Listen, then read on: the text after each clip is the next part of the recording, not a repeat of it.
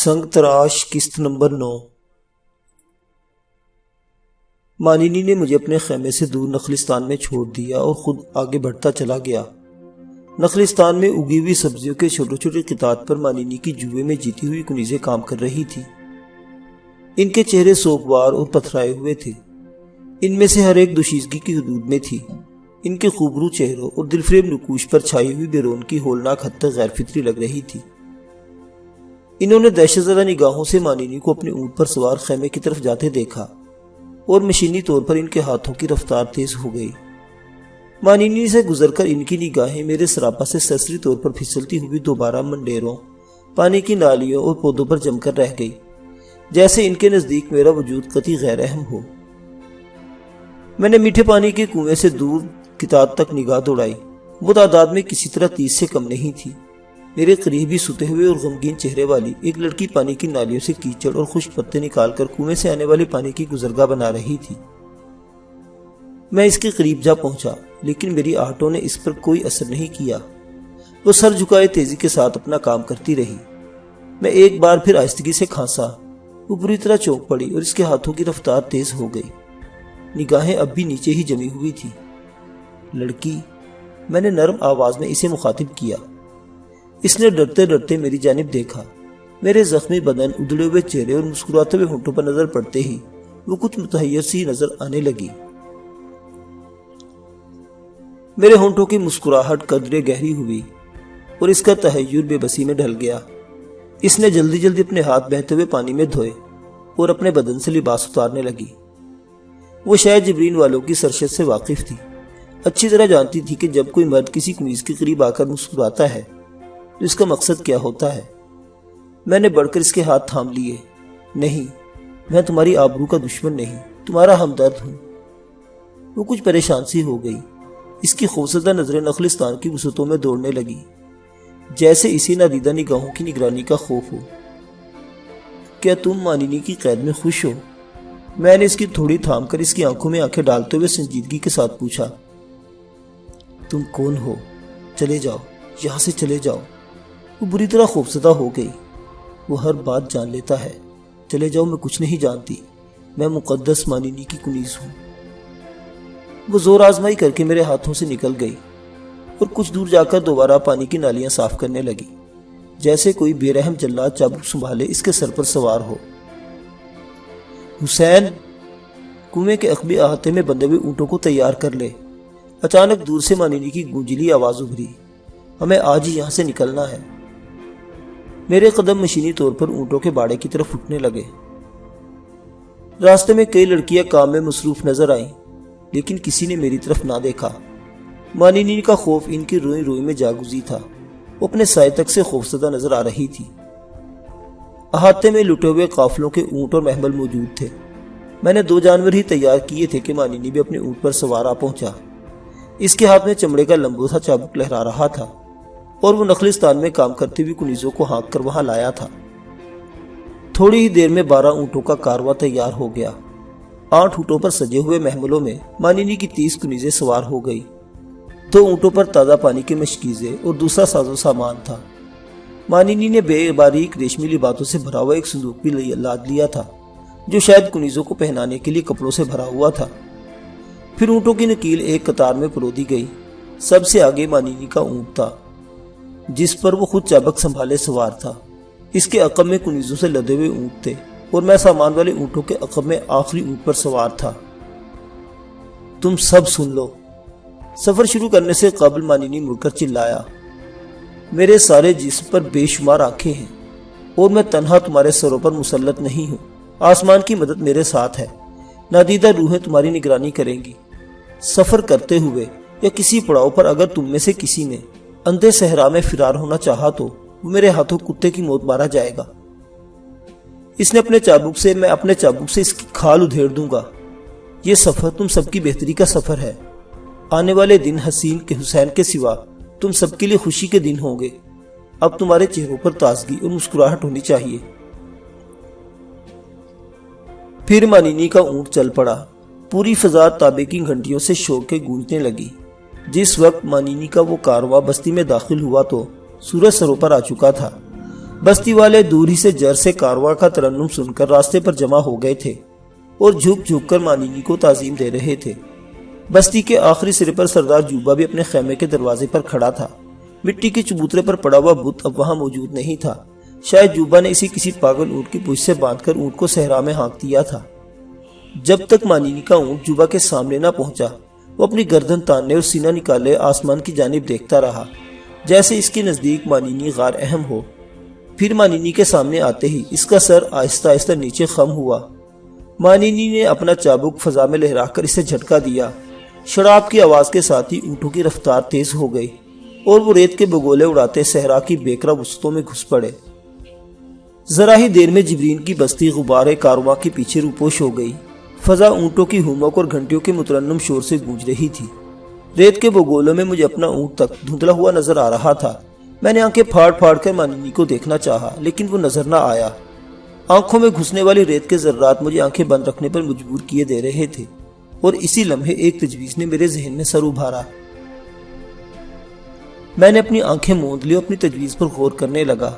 مانینی پراسرار قوتوں کا مالک تھا۔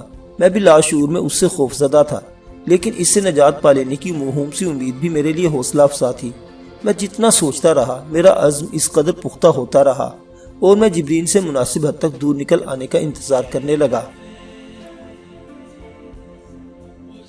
پھر اچانک فضا مانینی کی تیز آواز سے گونج اٹھی۔ اس روز پہلی بار مجھے اندازہ ہوا کہ اس کرخت اور ہیبت ناک بوڑھے کے گلے میں ترنم کا سوز بھی پایا جاتا ہے۔ وہ لہک لہک کر صحرا نشین محمل سواروں کا نغمہ گا رہا تھا۔ اس کی آواز آہستہ آہستہ تیز ہوتی گئی، اور ہدی کی لے بلند ہونے کے ساتھ ساتھ اونٹ بھی مست ہو کر ہوا سے باتیں کرنے لگے۔ ویران اور خاموش صحرا میں کارواں کی گھنٹیوں کا شور اور مانینی کی ہدی خوانی نے عجیب اور پراسرار سما باندھ دیا۔ مانینی اپنی صحرائی گیت میں کھویا ہوا تھا۔ محملوں میں بیٹھی ہوئی سہمی سکڑی کنیزیں اپنے غیر یقینی مستقبل اور گمنام منزل کے اندیشوں میں گھری ہوئی تھی۔ مستی میں آئے ہوئے اونٹ ہچکولے کھاتے تیزی کے ساتھ جبرین سے دور اور جبل کی بستی سے قریب ہوتے جا رہے تھے۔ ہر ایک اپنی اپنی محویت میں گم تھا، اور میرے لیے کچھ کر گزرنے کا یہ بہترین موقع تھا۔ آزادی کی زندگی کی لگن مجھے بار بار کچھ کر گزرنے پر اکسا رہی تھی۔ آسمان کی بلندیوں تک اڑتے ہوئے ریت کے طوفانی بگولوں کے عقب میں دھندلا ہوا سورج تھکے تھکے قدموں سے مغرب کی جانب جھکتا جا رہا تھا۔ میرے قیاس کے مطابق ہمیں جبرین کو چھوڑے ہوئے 3-4 گھنٹے گزر چکے تھے۔ میں نے غیر ارادی طور پر مڑ کر ایک بار پیچھے کی جانب دیکھا، اور پھر احتیاط کے ساتھ اپنے اونٹ کے کوہان کے پیچھے سے اچھل کر اونٹ کی گردن سے لپٹ گیا۔ میرا اونٹ زور سے بلبلایا۔ اس کی گھنٹیوں کا شور اپنا تسلسل توڑ کر بے ربط ہو گیا۔ خوف اور سنسنی کے باعث میرا دل اچھل کر حلق میں آ گیا۔ میں کئی ثانیوں تک سانس روکے اسی واقعے کا منتظر رہا، لیکن کچھ نہ ہوا۔ پھر میرا اونٹ اعتدال پر آ گیا تھا۔ اس کی گھنٹیاں دوبارہ ربط میں آ چکی تھی، اور بوڑھا مانینی مسلسل ہدی خوانی کیے جا رہا تھا۔ یوں لگ رہا تھا وہ اپنے نغمہ کے زور سے جبل تک کی 2 روز کی مسافت 1-1.5 پہر میں ہی پوری کر لینا چاہتا تھا، تاکہ کنیزوں کا نیلام کر کے جلد از جلد جبرین واپس لوٹ سکے۔ مجھے خوب یاد تھا کہ میرا منہ بولا باپ ایک اونٹ پر سے گرنے کے باعث ہی ہلاک ہوا تھا، اور میری ذرا سی غلطی میری گردن بھی توڑ سکتی تھی۔ میں بہت آہستہ آہستہ اونٹ کی گردن پر آگے سرکتا رہا۔ درمیان میں سامان سے لدے ہوئے اونٹ اور غبار کا طوفان حائل ہونے کے باعث کنیزوں کے لیے ممکن نہ تھا کہ وہ مجھے دیکھ لیتی۔ میرا اونٹ اپنی گردن پر بوجھ محسوس کر کے خاصا پریشان تھا، لیکن اس کی نکیل کی رسی اگلے اونٹ سے بندھی ہوئی تھی، اس لیے اپنی وحشت کے باوجود وہ قافلے کی رفتار سے بھاگتے رہنے پر مجبور تھا۔ جب میرے لیے مزید آگے سرکنا ممکن نہ رہا تو میں نے ہاتھ بڑھا کر اپنے اونٹ کی نکیل ٹٹولی، اور میرا دل خوشیوں سے بلیوں اچھلنے لگا۔ پہلے ہی کوشش میں اس کی نکیل میرے ہاتھ میں آ گئی۔ میں نے نکیل کی مدد سے اپنے اونٹ کی رفتار قدرے تیز کی، اور جب نکیل خاصی ڈھیلی محسوس ہونے لگی تو میں نے اپنے اگلے اونٹ کی داہنی جانب آگے بڑھنا شروع کر دیا۔ چند ہی منٹ میں میری کوشش برابر ہوئی، اور میں نے ایک جھٹکا دے کر اپنے اونٹ کی نکیل کا آخری سرا اگلے اونٹ پر لدے ہوئے سامان میں سے نکال لیا۔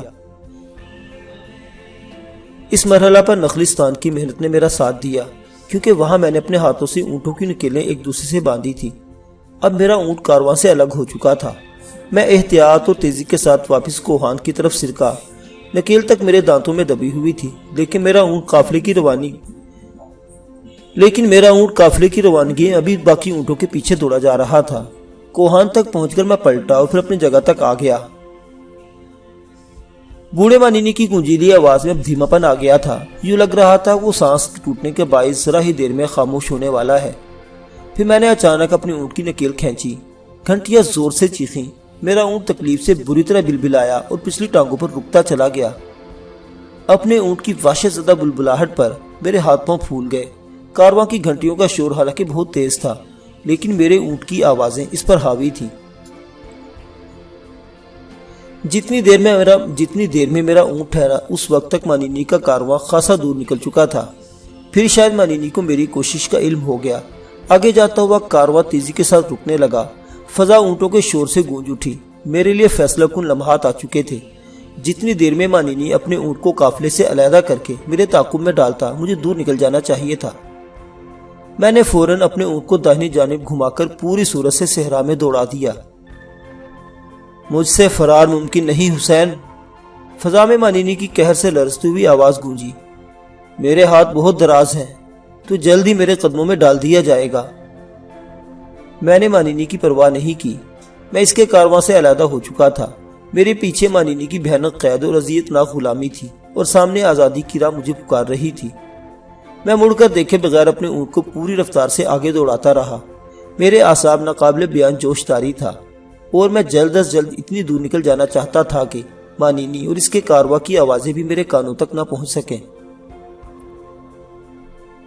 میں آگے بڑھتا رہا، لیکن میرے کان لاشعوری طور پر عقبی آواز پر جمے ہوئے۔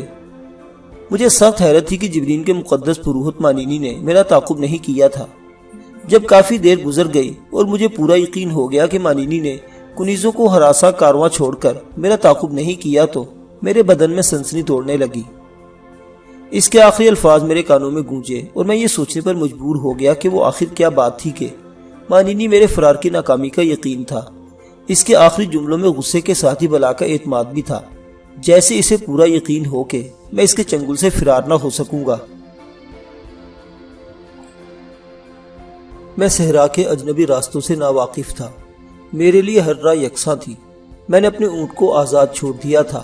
وہ اپنی مرضی سے مجھے ایک جانب لیے جا رہا تھا۔ مانینی سے دور نکل آنے کے بعد مجھ پر ہلکی سی تشویش چھانے لگی۔ مانینی اگر کارواں کا چھوڑ کر میرا پیچھا کرتا تو بدکے ہوئے اونٹ اس کی کنیزوں کو لے کر صحرا کی بےقرار وسطوں میں گم ہو جاتے، اور وہ اپنی متاع سے ہاتھ دھو بیٹھتا۔ وہ کئی پشتوں سے صحرا کا باسی تھا۔ وہ خوب جانتا تھا کہ میں اس سے فرار ہو کر صحرائی عطاب سے نہ بچ سکوں گا۔ مجھے نہ راستوں کا علم تھا، نہ میرے پاس کھانے پینے کا سامان تھا، نہ صحرا کی سرد ریت سے بچاؤ کا انتظام تھا، نہ دن کی جہنمی گرمی سے نجات کی کوئی صورت تھی۔ مانینی کو یقین تھا کہ مجھے یہ فرار مہنگا پڑے گا۔ اس کا طویل تجربہ اسے میرے آنے والے لمحوں کی داستان پہلے ہی سنا چکا تھا۔ میں اپنے اونٹ کو پوری رفتار سے دوڑاتا رہا۔ سورج مغربی افق پر آسمان اور صحرا کے سنگم کو چھوڑ کر ریت کے لہریوں پر روپیلے سمندر کا سما باندھ رہا تھا۔ طویل جدوجہد کے باعث مجھے پیاس کا احساس ستانے لگا۔ حلق میں پیدا ہونے والی خشکی سے مجھے تشویش ہونے لگی تھی۔ منصوبہ بندی کے بغیر فرار کی یہ کوشش مجھے مانینی کی قید سے بھی مہنگی پڑتی نظر آ رہی تھی۔ میں کسی قریے اور بستی کی امید پر صحرائی راستے کو عبور کرتا رہا۔ سارا دن دوڑتے رہنے کے باوجود اونٹ کی تازگی اور رفتار میں کوئی فرق نہیں آیا تھا۔ پھر سورج ڈوب گیا۔ صحرا میں روتی ہوئی آوارہ ہوائیں اپنے گمنام مسکنوں میں معدوم ہو گئی، اور صحرا پر خنکی میں ڈوبا ہوا شام کا دھندلکا پھیلنے لگا۔ اس صحرائی سکوت میں میرے اونٹ کے گلے میں پڑی ہوئی 3 گھنٹوں کی آواز دور تک گونج رہی تھی۔ پھر رات آ گئی۔ دن بھر کی تھکان، بھوک اور پیاس کے باعث میری حالت ابتر ہونے لگی۔ فضا میں تیزی سے پھیلتی ہوئی سردیاں ہڈیوں پر اثر کرنے لگی تھی، اور میں محسوس کر رہا تھا کہ اس حالت میں سفر جاری رکھنا محال ہوتا جا رہا ہے۔ اونٹ میں میری گرفت کمزور ہوتی جا رہی تھی، اور مجھے اندیشہ تھا کہ وہ اونٹ مجھے اسی عالم میں کہیں گرا کر صحرا میں گم ہو جائے گا۔ میں نے اونٹ کی رفتار کم کر لی۔ میرے حلق میں پیاس کے کانٹے پڑنے لگے تھے۔ سورج کی تمازت میں دن بھر کا سفر آہستہ آہستہ رنگ لا رہا تھا۔ آنکھوں میں ریتلے ذرات کی چبھن سے میٹھی میٹھی سوزش ہونے لگی تھی۔ میری آبلابا نگاہیں حسرت اور بے چینی کے ساتھ رات کے پرہول اندھیرے میں ہر طرف اٹھ رہی تھی، لیکن وہاں کسی طرف زندگی یا روشنی کے آثار نہیں تھے۔ وہ ریگزار رات کی سیاہی میں ڈوب کر صحرائی ظلمات میں بدل چکا تھا، جہاں ہر طرف ابدی سناٹا اور سکوت حکمران تھا۔ آہستہ آہستہ میری حالت غیر ہونے لگی۔ دن کی روشنی میں سورج کے سہارے سمتوں کا تعین آسان تھا، لیکن میں ستاروں کی مدد سے راستہ تلاش کرنے کا اہل نہیں تھا۔ میری نا تجربہ کار نگاہوں کے سامنے سے آسمان پر چمکتے ہوئے بے شمار تارے بالکل یکساں تھے اور ان سے کسی رہبری کی امید فضول تھی، اور رہبری بھی اسی صورت میں کام آتی جب مجھے کسی منزل و ٹھکانے کا علم ہوتا۔ میرے لیے تو ہر سمت اجنبی تھی۔ آخر کار میں نے اپنے اونٹ کو روک لیا اور نیچے اتر پڑا۔ دن بھر سورج کی تپش میں جلتی ہوئی ریت سے سوندھی سوندھی خوشبو پھوٹ رہی تھی۔ میرے برہنہ پاروں نے ریت کی خنکی محسوس کی۔ سرد ہواؤں میں بڑھتی ہوئی خنکی کی رفتار سے ظاہر تھا کہ جو رات ڈھلتی جائے گی، صحرائی ہوائیں ناقابل برداشت ہوتی جائیں گی۔ میں نے وہیں رک کر رات گزار دینے کا فیصلہ کر لیا۔ کھلے آسمان کے نیچے صحرا کی ٹھنڈی ریت پر میں نے اپنے اونٹ کی نکیل اپنی پنڈلے سے باندھ لی اور خود اونٹ کی آڑ میں ریت پر دراز ہو گیا۔ وہ ریت پر بیٹھا اس طرح جگالی کر رہا تھا جیسے وہ ان لمحات کے لیے پیدا کیا گیا ہو۔ ہر طرف سکوت اور ایکچانیت کا دور دورہ تھا۔ ریت پر کروٹیں بدلتے ہوئے اور تاروں بھرے آسمان کو تکتے تکتے مجھ پر غنود کی چھانے لگی اور پھر میں نیند کی آغوش میں کھو گیا۔ گہری نیند تو نہ آ سکی، ہاں بھوک اور پیاس نے تھکن سے مل کر غنود کی تاری کر دی۔ اسی عالم میں ایک بار پھر میرے بدن کو تیز جھٹکا لگا۔ ہڑبڑا کر آنکھیں کھولی تو میرا اونٹ گردن جھکائے ہوئے کھڑا تھا۔ اس پر عجیب سی بے چینی تاری تھی، جو لگ رہا تھا جیسے وہ نکیل توڑا کر کسی نامعلوم منزل کی جانب فرار ہو جانے کے لیے بے چین ہو۔ میں نے اسے پچکار کر بڑی مشکل سے ریت پر بٹھایا اور خود ایک مرتبہ پھر اپنی شکستہ حالت کو بھول جانے کی کوشش کرنے لگا۔ بے بسی اور مجبوری کے ان لمحات میں مجھے شدت سے توسیہ یاد آ رہی تھی۔ اسے میرے قریب آئے ہوئے کافی وقت گزر چکا تھا۔ تالیس کے مجسمے لے جانے کے بعد سے وہ مجھ سے نہیں ملی تھی۔ مجھے یقین تھا کہ اسے ذرا بھی مہلت ملتی وہ سیدھی میرے پاس دوڑی ہوئی آتی، لیکن مانینی مجھے بتا چکا تھا کہ اس نے توسیہ کی مظلوم روح کو گمنام آتش فشانوں کے دہانے میں قید کر دیا ہے۔ اس بیچاری کا جرم صرف یہ تھا کہ وہ میری محبت میں گرفتار ہو گئی تھی اور مانینی کے چنگل میں قید ہونے کے باوجود زینوں کا پیکر چرا کر میرے پاس آتی رہی تھی۔ غنودگی کے عالم میں میں انہی خیالات میں غلطاؤں پیچا تھا کہ اچانک مجھے یوں محسوس ہوا جیسے کوئی مجھے نرم اور ٹھنڈی ریت پر کھینچ لیے جا رہا ہے۔ بے ساختہ چیخ کے ساتھ میری آنکھ کھل گئی اور میں فضا میں اپنے اونٹ کی غضبناک آواز سن کر کانپ اٹھا۔ اس کی نکیل میری دانی پنڈلی سے بندھی ہوئی تھی اور وہ تکلیف سے بلبلانے کے باوجود اپنی نکیل سمیت مجھے ریت پر گھسیٹتا ہوا ایک طرف بھاگ رہا تھا۔ میں نے سنبھلنا چاہا، لیکن اونٹ کی رفتار تیز تھی۔ اس کی آوازوں سے پتہ چل رہا تھا کہ اس کی ناک بری طرح زخمی ہو چکی ہے اور وہ خود تکلیف میں مبتلا ہے، لیکن اس کے باوجود وہ ٹھہرتا نظر نہیں آ رہا تھا۔ یوں لگ رہا تھا جیسے اس صحرائی جانور کے بدن میں کوئی خبیث روح حلول کر گئی ہے۔ یہ کیفیت زیادہ دیر باقی نہیں رہی۔ دوڑتے دوڑتے وہ اونٹ ایک بارگی میری جانب پلٹا اور اگلے ہی لمحے اس نے میری ٹانگ اپنے منہ میں دبوچ لی۔ صحرا کی خاموش فضا میری پنجوں سے میری چیخوں سے لرز اٹھی اور پھر وہ اونٹ مجھے ریت پر گھسیٹنے لگا۔ اس کے تیز دانتوں کی چبھن سے میری پنڈلی میں درد کی ٹیسیں اٹھ رہی تھی، لیکن وہ رکنے پر تیار نہیں تھا۔ یوں لگ رہا تھا جیسے کوئی نادیدہ قوت اسے اپنی جانب بلا رہی ہو۔ اونٹ کی گھنٹیوں کا بے ہنگم اور خوفناک شور رات کے سناٹے میں گونجتا رہا۔ اونٹ اپنی گردن جھکائے مجھے ریت پر گھسیٹتا ہوا لیے جا رہا تھا۔ مجھے ہر آن یہ اندیشہ لگا ہوا تھا کہ کہیں وہ اچانک گردن اوپر نہ اٹھا لے۔ اس صورت میں میرا معذور ہو جانا بالکل یقینی ہو جانا تھا، لیکن وہ اونٹ ایک خوفناک عفریت کی طرح کسی پراسرار قوت کے تابع محسوس ہو رہا تھا، جو لگ رہا تھا جیسے وہ مجھے کم از کم نقصان پہنچا کر کسی خاص منزل کی طرف لے جانا چاہتا ہو۔ میں جب تک ہوش میں رہا اذیت اور دہشت سے چیخیں مارتا رہا۔ آخر میرے حواس جواب دے گئے۔ مجھے کچھ علم نہیں کہ میں نے بے بسی کی اس حالت میں صحرا کی ریت پر گھسیٹتے ہوئے کتنا سفر طے کیا، لیکن یہ اچھی طرح یاد ہے کہ جب میں نے کرا کر آنکھیں کھولی تو جبرین کا خوفناک بوڑھا مانینی میرے اوپر جھکا ہوا زہریلے انداز میں مسکرا رہا تھا۔ ان صحراؤں پر مانینی حکمراں ہے حسین۔ وہ مجھے ہوش میں آتا دیکھ کر تلخ لہجے میں بولا، میری غلام قوتیں تیرا ہر طرف پیچھا کرتی رہے گی، اب تم مر کر بھی مجھ سے نجات حاصل نہیں کر سکے گا۔ میں پھٹی پھٹی دہشت زدہ نگاہوں سے اسے گھورتا رہا۔ مجھے اپنی بیبنائی پر یقین نہیں آ رہا تھا۔ مانینی کا وجود اس وقت مجھے کوئی ڈراؤنا اور خونی آسیب لگ رہا تھا، جس سے فرار ہو کر میں صحرا میں کوسوں دور نکل گیا تھا، مگر وہ ایک بار پھر میری زندگی کا مالک بنا ہوا نظر آ رہا تھا۔ میں نے اٹھنے کی کوشش کی، اپنے جسم کو جنبش دینا چاہی اور کراہ کر رہ گیا۔ میرا سارا بدن بری طرح زخمی تھا۔ داہنی پنڈلی میں ہونے والی شدید ٹیسوں نے مجھے سب کچھ یاد دلا دیا۔ تو کیا وہ اونٹ مانینی کی پراسرار قوتوں کے زیر اثر مجھے کوسوں دور سے گھسیٹتا ہوا مانینی تک لایا تھا۔ یہ خیال آتے ہی میرا دل پانی پانی ہو گیا۔ گزشتہ واقعات بھیانک تصویروں کی طرح میرے پھوڑے کی مانند دکھتے ہوئے دماغ میں چکرانے لگے۔ مانینی کے ہاتھ واقعی دراز تھے اور اس کی قوتوں سے فرار ایک خواب اور سراب سے زیادہ کوئی حیثیت نہیں رکھتا تھا۔ اس وقت مانینی کا چہرہ بڑا ڈراؤنا لگ رہا تھا۔ میں نے پھریری لے کر اپنا چہرہ دوسری طرف پھیر لیا۔ مانینی کے چہرے سے نگاہیں پھسلی تو مجھے اندازہ ہوا کہ میں اس وقت کہاں ہوں۔ مجھ سے تھوڑی دور مانینی کی تمام کنیزیں ایک قطار میں سہمی ہوئی سو رہی تھی۔ مٹی کے ان کھنڈرات میں بس ایک چراغ روشن تھا۔ اس کی ناکافی روشنی میں اس کھنڈر کے در و دیوار اپنی کہانی سنا رہے تھے۔ کسی زمانے میں وہ کھنڈر بھی یقیناً آباد رہے ہوں گے، لیکن ان پر ناشتی ہوئی ویرانی بتا رہی تھی کہ اس کے صحرائے مکین کسی سرخ آندھی یا صحرائی قزاقوں کا شکار ہو کر مدتوں قبل اپنی بستی کو ویران کر چکے ہیں۔ اس وسیع کھنڈر میں ایک جانب مانینی کے کارواں کے تمام اونٹ بیٹھے ہوئے تھے اور سب سے آگے میرا اونٹ تھا۔ اس کی ناک خون میں ڈوبی ہوئی تھی۔ اس کی حالت دیکھ کر میں ساری کہانی سمجھ گیا۔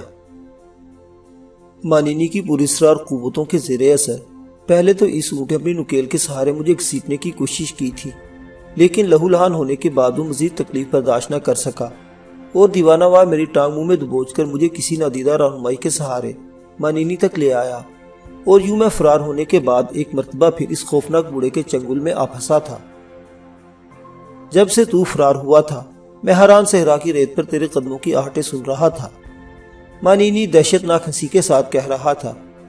ویران صحرا میں سرسرانے والی ہوائیں تیرے بدن کی بو سونگ رہا تھا۔ مجھے علم تھا کہ تو صحرا میں ہی پھر رہا ہے۔ اب میں چاہوں تو تجھے چونٹی کی طرح مسل سکتا ہوں، لیکن مجھے اپنے دشمنوں کو مجبور اور بے بس دیکھ کر بہت خوشی ہوتی ہے۔ میں تجھے زندہ رکھوں گا، تو زندہ رہے گا۔ مجھ پر مایوسیوں کی سیاہ گھٹائیں چھاتی جا رہی تھی۔ جبرین کی پرہول یادوں کے بعد صحرا کے جگر خراش تجربے نے مجھ سے عزم اور حوصلے کی قوتیں چھین لی تھی۔ مجھے محسوس ہو رہا تھا کہ مانینی سچا ہے۔ میرا اس کا مقابلہ ہاتھی اور چمٹی کی ٹکر کے مترادف تھا۔ میں اپنی قوت اور توانائی سے اس ناقابل شکست منحنی بوڑھے کو زیر نہیں کر سکتا تھا۔ اس سے نمٹنے کے لیے مجھے اس ہاتھی کی سوڑ میں گھسنے کی تدبیریں تلاش کرنا تھی۔ سسکتی ہوئی رات کے آخری لمحے بڑے کرب کے عالم میں گزرے۔ ان کھنڈرات میں پڑنے والی سورج کی کنواری کرنوں نے مانینی کی آبرو باختہ کنیزوں کو بڑی حسرت کے ساتھ بوسے دیے۔ موت کے سکوت میں ڈوبے ہوئے کھنڈرات کو کچھ دیر کے لیے خوف میں ڈوبی ہوئی چہل پہل میں بدل گئے۔ لکڑی کے ڈھیر سے دھوئیں کی بل کھاتی ہوئی لکیریں ابھری، پھر چٹکتے ہوئے انگاروں پر آتشین شکم کو سرد کرنے کی تیاریاں مکمل ہوئی۔ ناشتہ کرتے ہوئے میں نے غور سے مانینی کو دیکھا۔ اس کی چندیائی ہوئی آنکھوں میں ایک دراز قامت اور سبک اندام کنیز کے بدن پر جمی ہوئی تھی۔ اس کنیز کے جسم کے کھلے ہوئے حصوں پر مانینی کی بے رحم چابک کی نیلی نیلی تازہ لکیریں ابھری ہوئی تھی۔ جمے ہوئے خون کے وہ نیلاہٹ مانینی کی صفاقی کی کہانی سنا رہی تھی۔ ناشتے کے بعد کنیزیں جانوروں کو تیار کرنے لگی۔ ان کی حرکات و سکنات بالکل مشینی تھی۔ ان پر مانینی کی دہشت چھائی ہوئی تھی۔ ان کی چھاتیوں سے قدرے اوپر چمکتے ہوئے مانینی کے مہر کے نشانات نمایاں تھے۔ مانینی جبرین کے سردار جوبا کے خیمے کا ایک جنوں خیز محفل میں مقدس آگ میں تپتی ہوئی مخصوص مہر باہر سے لائی جانے والی کنیزوں کے سینوں کو داغدار کرنے کے لیے استعمال کرتا تھا۔ وہ تقدس میں ڈوب کر اتنی بےرحمی کے ساتھ جسموں کو جلاتا تھا کہ دیکھنے والوں کے رونگٹے کھڑے ہو جاتے تھے۔ کنیزیں اپنے کام میں لگی ہوئی تھی۔ نہ ان کے انداز میں احتجاج تھا، نہ مزاحمت کا عنصر نظر آ رہا تھا۔ آدم کی وہ بیٹیاں مانینی کے ہاتھوں لاوارث ہو کر اپنا سب کچھ کھو بیٹھی تھی، اور اب جبرین کے درندوں کا دل بھر جانے کے بعد مانینی جوئے میں جیتی ہوئی ان آوارہ لڑکیوں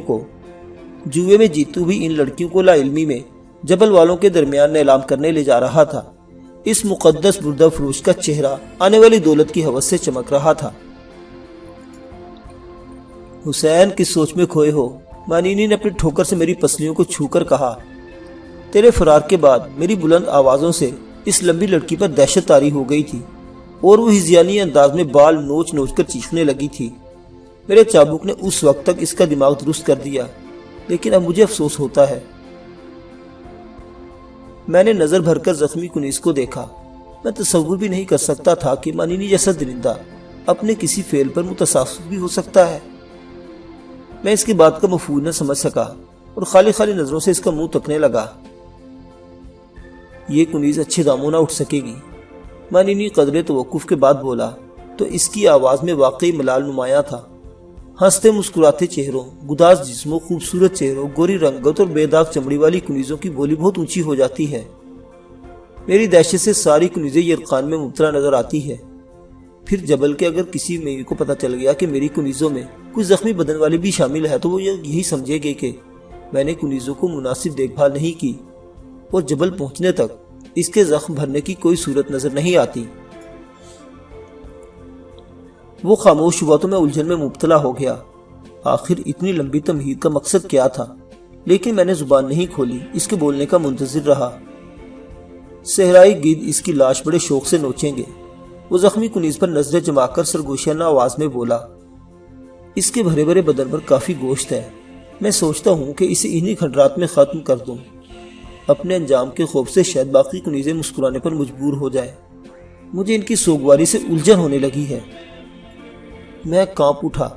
نہیں مقدس مانینی، میرے منہ سے کانپتے ہوئے الفاظ نکلے، تم اسے لمبا لبادہ پہنا دو، نیلام میں بھی آخر میں سامنے لانا، اسے یوں بے قصور ہلاک نہ کرو۔ بے قصور؟ وہ زور سے ہنس پڑا۔ کنیزیں اس کی آواز پر دہشت سے اچھل پڑی۔ کئی لڑکے کے ہاتھوں سے سامان چھوٹ گیا۔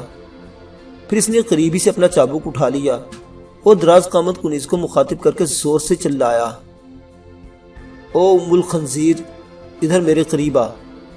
اس نے ایک نظر مانینی کو دیکھا، پر اس کے ڈرونے چابک کو دیکھتی سحر زدہ انداز میں اس کی طرف بڑھنے لگی۔ دہشت سے اس کا چہرہ اور ہونٹ سفید پڑ گئے تھے، پنڈلیاں بری طرح کانپ رہی تھی۔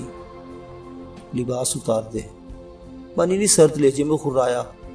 جبل والے اسے 2-4 دینار کی بولی دے کر اپنی عورتوں کے لیے چھڑا لیں گے۔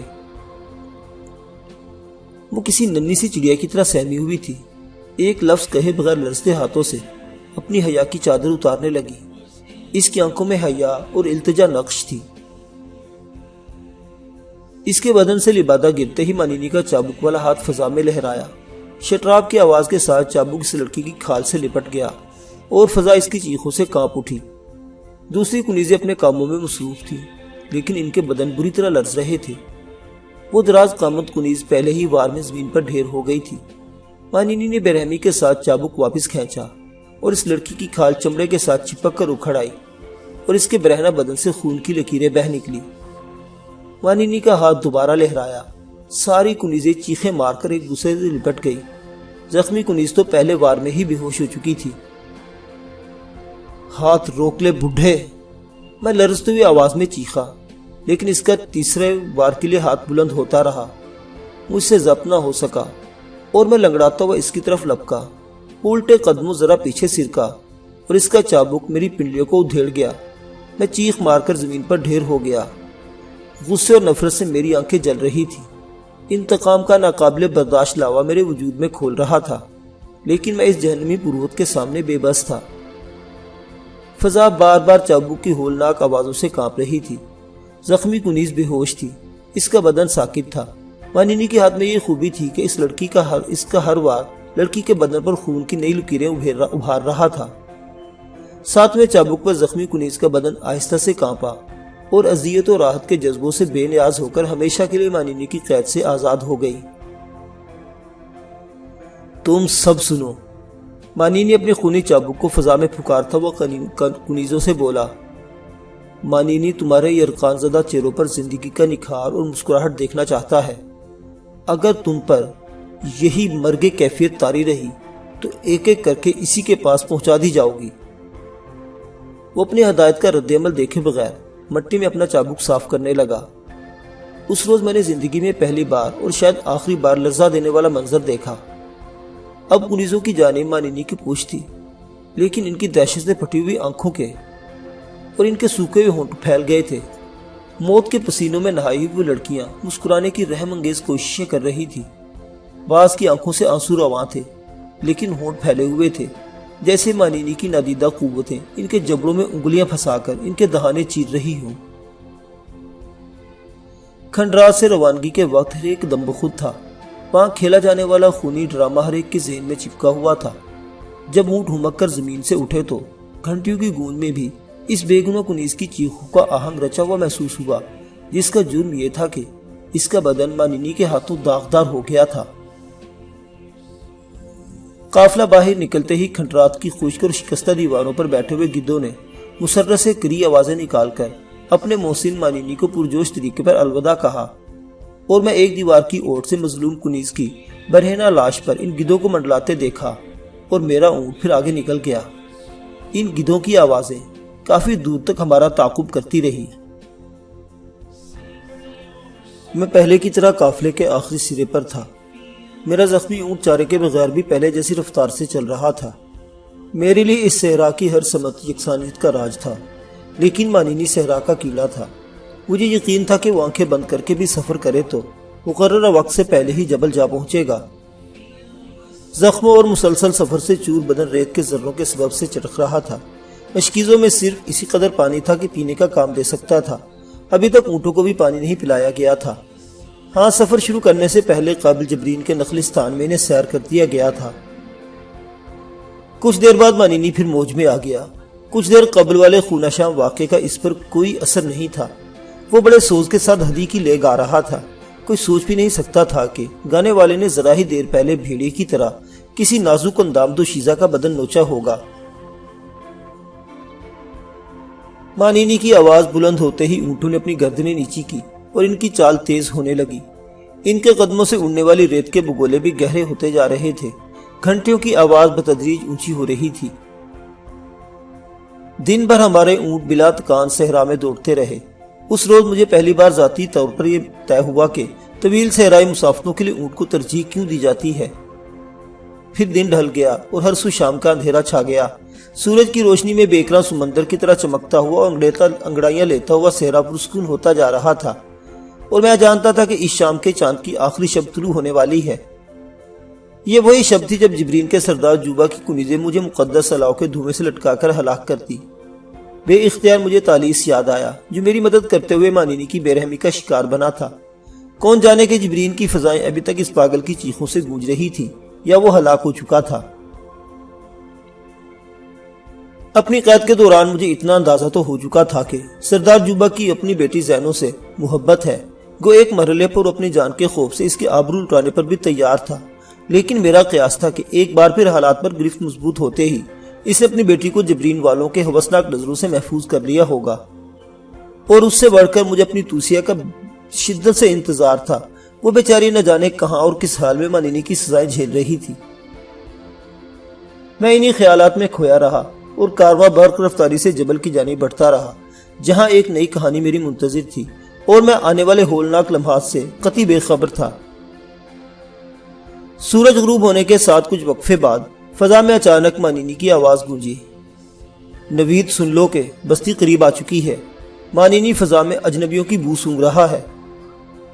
میرا دل بے اختیار اچھل پڑا۔ میں نے غبار کے عقب سے سامنے کسی بستی کے آثار دیکھنا چاہے، لیکن بے سود۔ اندھیرے کی پھیلتی ہوئی چادر میں وہاں کسی آبادی کے آثار نہیں تھے، لیکن مانینی کے بارے میں میرا تجربہ کہتا تھا کہ وہ سچ کہہ رہا ہے۔ وہ میلوں دور سے بو سونگ لینے والی حیوانی قوت کا مالک تھا، اور مجھے کوئی شک نہیں تھا کہ ہمارا کارواں وقت سے پہلے ہی جبل کی بستی میں داخل ہو جائے گا۔ کچھ دیر بعد سامنے بہت روشنی کے دھندلائے ہوئے نقطے نظر آنے لگے، اور میں اپنے ذہن میں جبل کی خیالی تصویریں بنانے لگا۔ ہم آج رات ہی جبل میں داخل ہوں گے۔ یہ رات کھلے آسمان کے بجائے کسی سرائی کی چھت کے نیچے بسر ہوگی۔ مانینی کی آواز نے ایک بار پھر مجھے چونکا دیا اور مجھ پر نامعلوم سا اضطراب چھانے لگا۔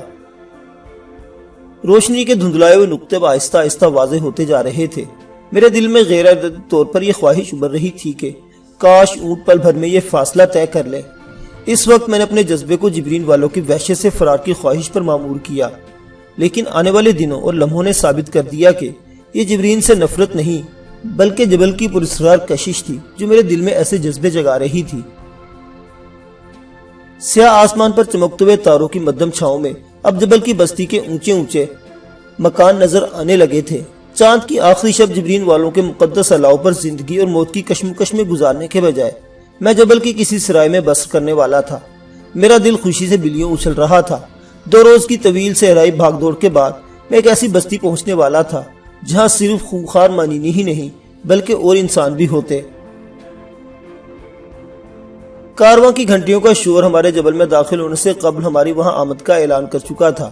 جب جبل کے روشن حویلوں نے آبادی کا روپ دھارا تو گندمی رنگت اور سیاہ جسموں والے بچوں کی ایک فوج بستی سے باہر بے چینی سے ہمارے کارواں کی منتظر تھی، اور ان کے درمیان بہت سے ناقہ سوار نوجوان بھی نظر آ رہے تھے۔ ان کے چہروں پر تجسس اور حیرت نمایاں تھا۔ بستی سے کئی فرلانگ باہر جب ان کے درمیان پہنچے تو انہوں نے مسرت بھرے نعروں سے ہمارا استقبال کیا۔ نوجوانوں کی نگاہیں محملوں کے گرد آلود پردوں پر داخل ہوئی اور مانینی کے عقب میں کنیزوں کے حسین پیکر دیکھ کر ان کے چہرے مایوسانہ انداز میں چمکنے لگے۔ مانینی نے قافلے کی رفتار سست کر دی۔ بچے شور مچاتے اور نوجوان اپنی اونٹنیاں دھکیلتے محملوں سے لگائے چل رہے تھے۔ مانینی نے ایک بار پھر پلٹ کر دیکھا لیکن کچھ نہ بولا۔ ہنس ہنس کر وہ بچوں سے باتیں کر رہا تھا۔ اس کے لہجے میں شوخی اور زندگی نمایاں تھی۔ خوفناک بوڑھا نہ جانے کہاں گم ہو چکا تھا۔ پھر ہم جبل کے دروازے پر پہنچ گئے اور میری نگاہوں میں حیرت سمٹ آئی۔ مانینی نے سامنے پھیلے ہوئے مکانوں کی جانب دیکھا اور اس کے منہ سے متحیرانہ سی آواز نکلی، ارے یہ کیا؟ شاید ہم غلط جگہ پر آ گئے ہیں۔ معزز سامعین حضرات، یہ حیرت انگیز اور پراسرار داستان ابھی جاری ہے۔ بقیہ واقعات اگلی قسط میں۔ دیکھتے رہیے اردو داستان۔ اللہ حافظ۔